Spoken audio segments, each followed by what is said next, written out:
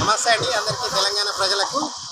ఈరోజు మనం తీసుకొచ్చే అంశము ప్రజాధనాన్ని ప్రభుత్వాలు ఏ రకంగా దుర్వినియోగం చేస్తున్నాయో ఒక శాంపిల్ తీసుకొచ్చానండి.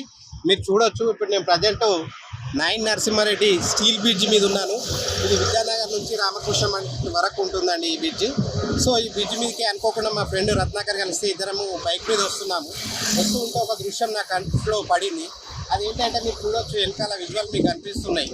ఇవన్నీ కూడా మరి గత పాలకుల ఈ పాలకుల బస్సులు తెచ్చిర్రు. గత పాలకులే తెచ్చినట్టు అనిపిస్తుంది. మరి బస్సులు దాదాపుగా ఒక 35 బస్సులు ఉన్నాయండి. ఈ 35 బస్సులు ఇందులో ఉన్నాయి అన్ని ఏసీ బస్సులు, వజ్రా బస్సులు. ఆ మధ్యలో గత పాలకులు వజ్రా బస్సులు, ఏసీ బస్సులు తీసుకురావడం జరిగింది.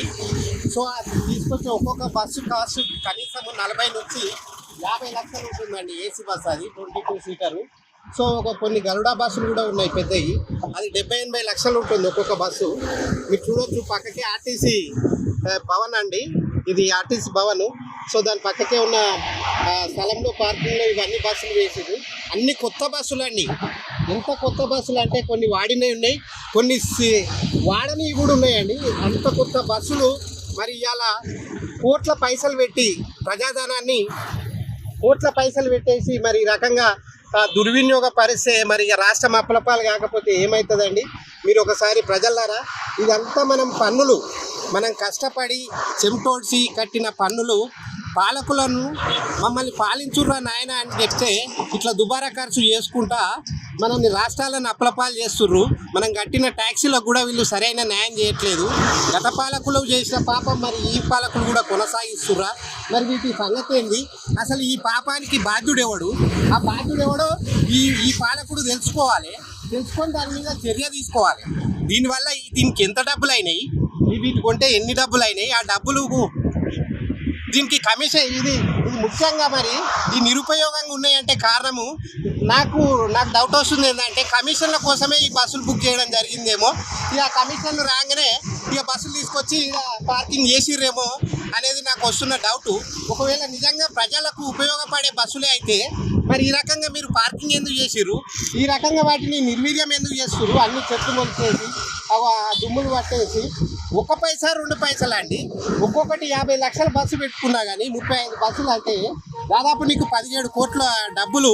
మరి ఈ ప్రజల సొమ్ము ఇంత దుబారా చేయడం మీకు న్యాయమేనా పాలకులారా? ఈ రకంగా ఇది శాంపిల్ మాత్రమే. మరి ఇలాంటి బస్సులు ప్రతి ఆర్టీసీ డిపోలో మరి ఎన్ని ఉన్నాయో, జిల్లాలలో ఉన్న ఆర్టీసీ డిపోలలో ఎన్ని నిరుపయోగంగా ఉన్నాయో మరి కొంటూరు, ఇక్కడ పడేస్తుర్రు, కమిషన్లు తీసుకుంటారు, అయిపోతుంది. వాళ్ళకి కావాల్సింది కమిషను. ప్రజల సొమ్మును ఏ రకంగా విచ్చలవిడిగా గత ప్రభుత్వం కానీ ఈ ప్రభుత్వం కానీ ఏ రకంగా వాడుతుందో ఒకసారి మీ దృష్టికి తీసుకురావాలనే ఉద్దేశంతో ఈరోజు మనము వీడియో చేస్తుంది. మిత్రులారా, తెలంగాణ ప్రజలారా, బాధ్యత ఉన్న ప్రతి పౌరుడు, ప్రతి వ్యక్తి, తెలంగాణ వ్యక్తి ఈ విషయాన్ని మీరు గమనించండి, చర్చించండి, ప్రభుత్వాన్ని ప్రశ్నించండి. దీనికైన ఖర్చు ఎంత? ఇప్పుడు మరి దీన్ని బాధ్యుడెవడు? దీన్ని తీసుకున్నోడెవడు?